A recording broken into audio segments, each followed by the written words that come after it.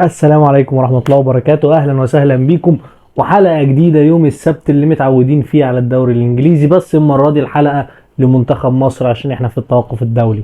يلا بينا. أهلا وسهلا بكم وحلقة النهاردة عن تحليل ماتش مصر وموريتانيا في تصفيات المؤهلة لبطولة أفريقيا 2025 في المغرب الشقيق. خلينا نبدأ بس كلامنا ان احنا نقول ان مجموعة مصر الحمد لله مجموعة كويسة، والحمد لله مصر حققت العلامة الكاملة من 3 ماتشات ب3 انتصارات مع 9 نقط، 9 تجوان ولا جون هز شباكنا، 3 ماتشات كلين شيت، ودي من اكبر الايجابيات اللي موجودة في جهاز كابتن حسام حسن الجديد. لسه الجهاز بتاع كابتن حسام حسن ما اتحطش في اختبار قوي، رغم ان الكلام ده بيضايقه وهو طلع قال ان هو بيضايقه، بس في النهاية الراجل خرج ب3 كلين شيت، الراجل خارج ب3 فوز، الراجل خارج ب9 تجوان مسجلهم 4-0 في 3-0 في 2-0، وده حد يعني ده في حد ذاته انديكيشن كويس. حسام حسن بدأ تشكيلة ماتش امبارح: محمد الشناوي واحمد عيد، رامي ربيعة، محمد عبد المنعم ومحمد حمدي. نص الملعب لعب بمروان عطية وحمدي فتحي وزيزو، وخط الهجوم كان فيه محمد صلاح، عمر مرموش، تريزيجيه. الراجل ما كبرش ولعب عمر مرموش ونجلفت زي ما احنا متعودين نشوفه في منتخب مصر، ولعبه فيرود عشان يستغل تألقه الكبير قوي في البوندسليجا الفترة الأخيرة. الراجل هداف البوندسليجا وبيلعب مهاجم هناك، فيلا بينا بقى، يلا بينا خش يا عم العب مهاجم. مع الفرق الشاسع بين طريقة لعب اينتراخت فرانكفورت وعمر مرموش في ألمانيا وبين طريقة لعب منتخب مصر، لأن هو الطريقة دي مش مناسبة عمر مرموش. عمر مرموش نوع المهاجم اللي بيحب المساحات وبيروح على الجون بوشه. للأسف مش ده اللي احنا كنا بنقابله امبارح، وهنتكلم أكتر بتفاصيل يعني عن الحتة دي. منتخب مصر بدأ الشوط الأول يعني خلينا نقول بأداء متواضع، مفيش أي هجمات خطيرة. أنا شايف إن هو اتفاجئ بالأداء المنظم قوي لمنتخب موريتانيا. يعني أنا حاسس إن حسام حسن وإبراهيم حسن والجهاز بتاعنا ده كان لازم متوقع إن موريتانيا دي في المتناول، هننزل تن تن تن نكسب 3-4 في الشوط الأول.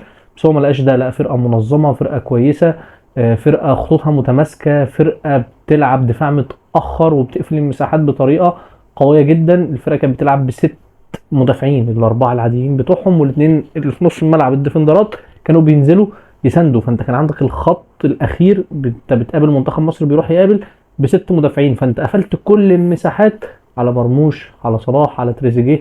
المدرب بتاعهم مذاكرك، عارف ان انت عندك لعيبه من اسرع اللعيبه في العالم. انت عندك دلوقتي صلاح ومرموش من اسرع لعيبه العالم، راجل بينافس على هداف الدوري الانجليزي وراجل هداف الدوري الالماني، ولعبهم كله معتمد على المساحات والسرعات. قفلها لك ضبه ومفتاح. وده اللي عطل حسام حسن ومنتخب مصر في الشوط الاولاني، ان انت خسرت سلاحك او خسرت نقط قوتك اللي هو محمد صلاح وعمر مرموش وتريزيجيه، اللي بالمناسبه طريقه لعبهم هم الثلاثه تقريبا قريبه من بعض. خلاك تعمل ايه؟ خلاك تلجأ ان انت عايز تلعب حاجتين: اول حاجه كور من العمق، ثانيا الكور الطويله في ظهر المدافعين. طيب خلينا نتكلم عليهم هما الاثنين مع بعض كباكج كده، لان انا عندي بس تعليق صغير على هنا. انت دلوقتي عندك زيزو ومحمد صلاح، شكلهم في الشوط الاول كان واحد فيهم، وفي الاغلب كان محمد صلاح بينزل يلعب مهاجم تاني وزيزو يروح على الوينج مكانه. كان عندك الاثنين باكات، سواء احمد عيد او محمد عمدي، الاثنين باكات طايرين. فانت كنت بتوصل لاوقات ان انت خط الهجوم بتاعك في 6: احمد عيد، زيزو، محمد صلاح، عمر مرموش، تريزيجيه، محمد حمدي. فانت الستة دول طايرين. نص الملعب مين اللي موجود فيه؟ وبالمناسبة الستة طايرين بيقابلهم الستة اللي اتكلمنا عليهم في منتخب موريتانيا. فانت الستة طايرين بلا جدوى، ما لهمش اي فايدة، ما بيعملوش حاجة. انت بتلعب بستة بوينجات، فانت مفيش مساحات تطلعهم فيها. في نفس الوقت مفيش مساحات ان انت تحرك وينجاتك، عشان انت ما عندكش المهاجم القناص اللي في ال 18. عمر مرموش لعيب مساحات ومهاجم حلو قوي، بس ليه طريقة لعب معينة هو بيأدي فيها. احنا كنا محتاجين مصطفى محمد، لان انت لما بتلعب بالزياده الهجوميه دي، الزياده العدديه في خط الهجوم، انت محتاج اللعيب اللي يبقى في ال 18 اللي عنده القوه الجسديه، الهيدر الفشيخ، الفينيشر اللي هيخلص لك الكور. فانت كنت محتاج مصطفى محمد بالاداء او بالتكتيك اللي انت كنت بتلعب بيه. بس خلينا نكمل. ان انت لما لعبت زي ما اتفقنا خط الهجوم بتاعك الا 4 ومعاهم الاثنين الجناحات، فانت دلوقتي بقى عندك مين؟ مش بقى غير 4 لعيبه في الملعب: حمدي فتحي ومروان عطيه، محمد عبد المنعم ورامي ربيعه. حمدي فتحي ومروان عطيه طبيعي كان كل واحد فيهم بينزل يميل ناحيه الباك بتاعه علشان يغطي وراه. يعني لما احمد عيد كان بيطلع، كان عندك مروان عطيه بينزل يغطي وراه، يفتح ناحيه اليمين. لما كان محمد حمدي بيطلع، كان حمدي فتحي بيروح يغطي وراه ويفتح ناحيه الشمال، وده كان بيسيب لك نص الملعب فاضي. صلاح ينزل شويه، زيزو ينزل شويه، بس في النهايه انت بتتكلم في لعيب واحد. وانت كنت محتاج او كنت لجأت ان انت عايز تلعب على الكور الطويله اللي في ظهر المدافعين او الكور اللي في عمق الملعب. طيب مين اللي هيوصل لك الكور دي؟ كلنا شفنا في الشوط الاولاني الكورتين اللي اتلعبوا في ظهر المدافعين طلعوا من مين؟ طلعوا من رامي ربيعه. مع كامل احترامي طبعا لرامي ربيعه، بس مش هو اللعيب بتاع الحته دي. انت كان ناقصك في الشوط الاولاني اللعيب الجوكر في نص الملعب، كان ناقصك امام عاشور. ما خدتش امام عاشور رغم ان انا عندي تعليق على استبعاده. يعني ناصر ماهر عندك بره، هو اللعيب اللي كان هيلعب لك الحته دي، هو اللي كان هيطلع لك اللعيبه بتاعتك في ظهر المدافعين، هو اللي كان هيحط لك الكور اللي في العمق. ما قعدوا بره ليه؟ عبد الله السعيد مش موجود ليه؟ اللعيبه دي هي اللي كانت هتفرق. اللعيبه دي ما كانتش موجوده في تشكيله منتخب مصر، وللاسف حسام حسن اضطر ان هو يلجأ لطريقه اللعب اللي انت محتاجهم فيها. عشان كده شفنا اداء باهت من منتخب مصر في الشوط الاول، ما فيش اي هجمات خطيره، يعني ما فيش اي حاجه، كلها تسديدات من بره ال 18. زيزو محمد صلاح مش عارف ايه. الكورتين اللي اتلعبوا في ظهر المدافعين لمحمد حمدي اللي عندي برده تعليق عليه، انت الكورتين اللي اتلعبوا منتخب موريتانيا كان مصحصح ومركز قوي ان انت قفل عليك خطوطك والمساحات، فانت لجأت للكور الطويله، فالراجل لعبك على مسطره التسلل. الكورتين اللي اتلعبوا لمحمد حمدي الاثنين كانوا اوفسايد، يعني انت محتاج تبقى مصحصح اكتر من كده يعني. فالشوط الاول يعني للاسف خرجنا باداء مش الطف حاجه. يعني شفنا زي ما قلنا مفيش هجمات خطيره لينا، نص ملعبك كان فاضي، ونص ملعبك كان فاضي، وده اللي خلى منتخب موريتانيا يقدر يلعب على الهجمه المرتده بسرعه، لان انت ما عندكش اللعيبه اللي بتغطي في نص الملعب. انت الباك بتاعك بيبقى طاير، اللي بيغطي مكانه مين؟ حمدي هنا، مروان هنا، ونص الملعب فاضي. انت الهجمه الواحده الكره بتتقطع منك بهجمه مرتده، وهم كانوا بيلعبوا باثنين مهاجمين اقوياء جدا وسرعتهم عاليه جدا. فاجمالا التشكيل والتكتيك اللي بدانا بيه الماتش ما كانش احسن حاجه، بس الحمد لله كابتن حسام حسن تدارك الامر ما بين الشوطين. اكيد ادى اللعيبه شويه تعليمات، اتكلم معاهم، عشان نزلنا شفنا في الشوط الثاني اداء مختلف تماما وطريقه لعب مختلفه تماما. خلينا بقى نتكلم عن المميزات اللي حصلت في الشوط الثاني.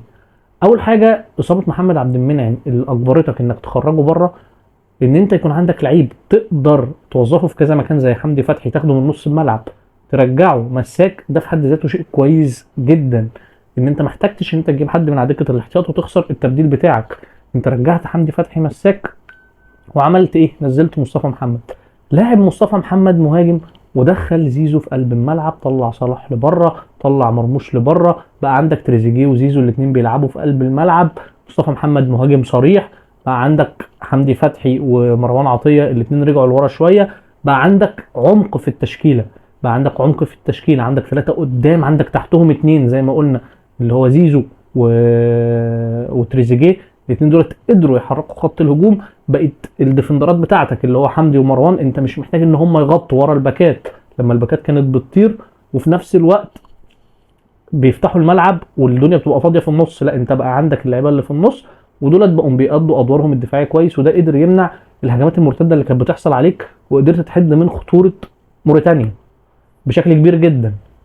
وجود مصطفى محمد فرق معاك ان انت بقى عندك طريقه ان انت تنوع اللعب. مصطفى محمد اللعيب اللي يعرف يستقبل منك العرضيات ويعمل مشاكل كده ونوش ايه في ال 18.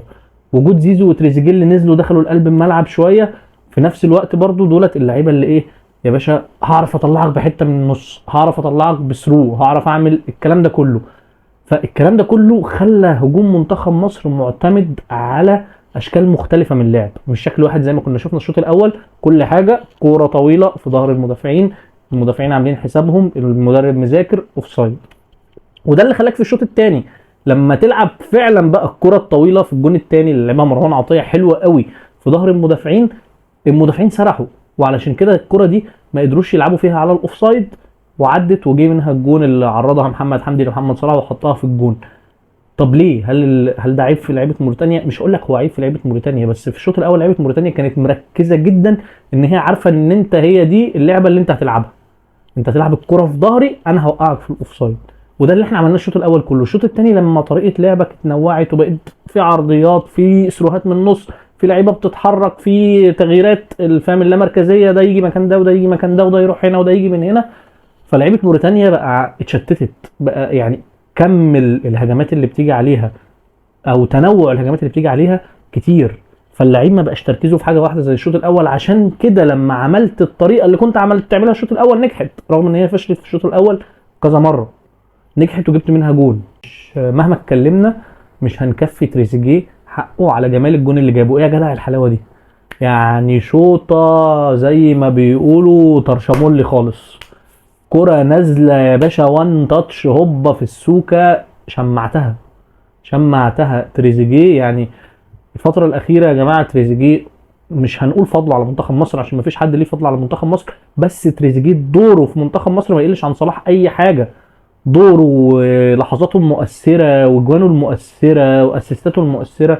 تريزيجيه لعيب فعلا من أكتر اللعيبة الأندر ريتد اللي جت في تاريخ منتخب مصر من وجهة نظري الشخصية. يعني مرموش عليه شويه علامات استفهام وتساؤلات. هتقول لي ليه؟ هقول لك علشان خاطر انت بتقدم اداء حلو قوي في فرانكفورت، راجل هداف الدوري الالماني مفيش نقاش يعني، بس بتيجي هنا بتخستع شويه. مش هظلمك واقول لك ان انا عارف ان طريقه اللعب مختلفه، بس في نفس الوقت انت راجل محترف المفروض تعرف تتاقلم هنا وتتاقلم هنا وتتاقلم هنا. حسام حسن برضو من ايجابياته ان هو بيوريك اللعيبه الشباب وبيبدا يدخلها مع اللعيبه الكبيره، وهو نفسه اتكلم عن الحته دي في المؤتمر الصحفي. قال لك انا يعني مستني محمود صبري يلعب مع فرقته عشان اجيبه. الراجل دخل ابراهيم عادل، الراجل بدا باحمد عيد، الراجل عنده على الدكه كوكا، عنده شوبير، عنده لعيبه كتير، عنده اسامه فيصل، في لعيبه كتير قوي من الشباب كان الراجل مستدعيهم. وده شيء كويس ان هو بيبدا يجدد الدم في منتخب مصر، علشان ما توصلش ان انت لعيبك جيل كامل بينتهي ولسه عايز تبني جيل جديد.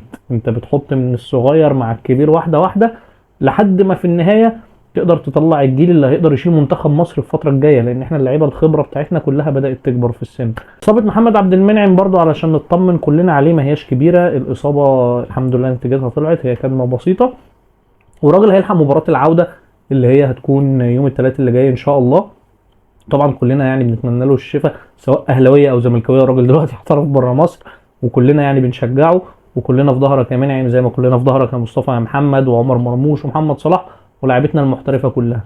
اجمالا بقى يعني خلينا نخرج بكونكلوجن كده ان منتخب مصر حسام حسن وابراهيم حسن اللي الناس كلها كانت بتقول حسام حسن وابراهيم حسن جرينتا بس ويلا لكن مفيش كوره. لا لا، انا شايف ان هو على الاقل في افكار بيحاول يطبقها. يعني انا شايف ان احنا المفروض نقف ورا الراجل في الاول وفي الاخر ده منتخب مصر يا جماعه. حسام حسن بيطلع منه شويه تصريحات وحاجات كده هوت تعصب الواحد وبتبقى مستفزه، بس هو ده حسام حسن كلنا عارفينه من ايام ما كان بيلعب كوره وبطل كوره ودرب مصري اتحاد زمالك ايا كان، هو ده حسام حسن. بس في النهايه هو الراجل كان لعيب كبير ومدرب وجهه نظري ان هو كويس، مش هقول مدرب عظيم بس هو مدرب كبير، وشايفين ملامح تاكتكس وملامح فكر بيحاول على الاقل يطبقها في المنتخب. فاحنا المفروض كلنا نقف في ظهره ونتمنى له التوفيق اكتر. ويعني احنا لغايه دلوقتي ما شفناش منه غير كل خير. يعني الراجل جايب لك العلامه الكامله 9 نقط 9 اجوان، ما دخلش فيك ولا جون في تصفيات افريقيا، فانت تقريبا ضمنت التاهل خلاص. انت نقطه كمان وتبقى ضمنت التاهل، 3 نقط كمان وتبقى ضمنت التاهل اول مجموعه يعني. ف يعني انت لو كسبت الماتش الجاي انت ضامن تاهل اول مجموعه، فانت عايز منه اكتر من كده ايه؟ هو ده اللي احنا طالبينه من مدرب منتخب مصر.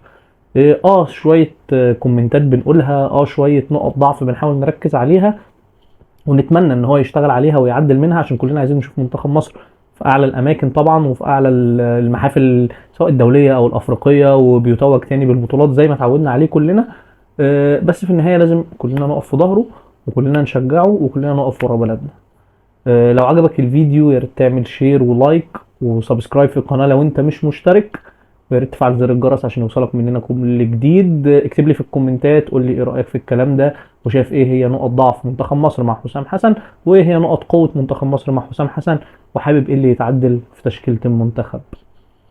تشاو.